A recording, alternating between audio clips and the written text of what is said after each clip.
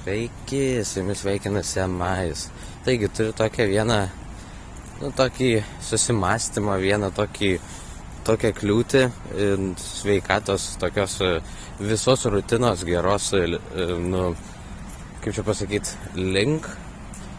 Ir tiesiog kokia ta bėda. Bėda yra tokia, kad man labai užknisa, bet aš pastarąsias dienas paimdavau ir žiūrėdavau iki kokios antros, iki kokios pirmos savęs tobulinimo vaizdo įrašus.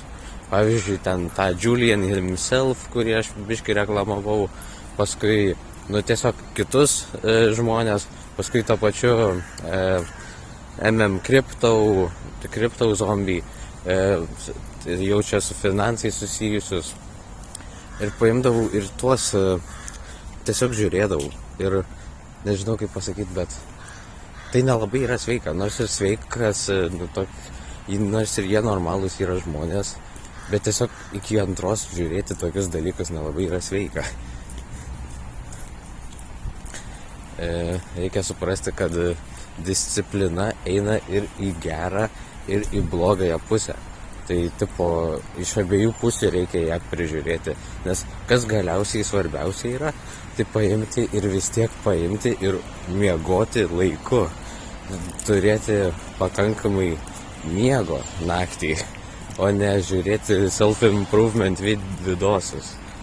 Tai vienu žodžiu, toks svarus dalykas, kuris man įvyko per pastarąsias dienas, tiesiog nežinau kodėl, bet tiesiog vis norėdavau biškį pažiūrėti, ir tada žiūri, kad dar vieną, žiūri, kad jau 2 valanda ir žiūri, kad jau tas rekomenduojamas 7-8 valandas jau nebeišmiegi.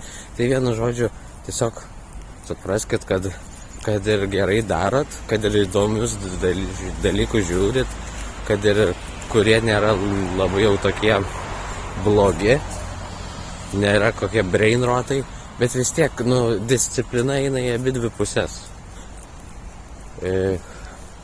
Kad ir tai būtų blogas žiūrėjimas, kad tai ir būtų geras žiūrėjimas. Svarbiausia yra pasakyti gana. Ir, žinau, tiek. Ir viskas gerai su tuo. Tiesiog reikia suprasti, kad tai yra toksai blogas habitas ir tiesiog, kad reikės keisti tai. Ir pakeisiu, ką jau čia. Šiandien kitą dieną bandysiu nebežiūrėti jau.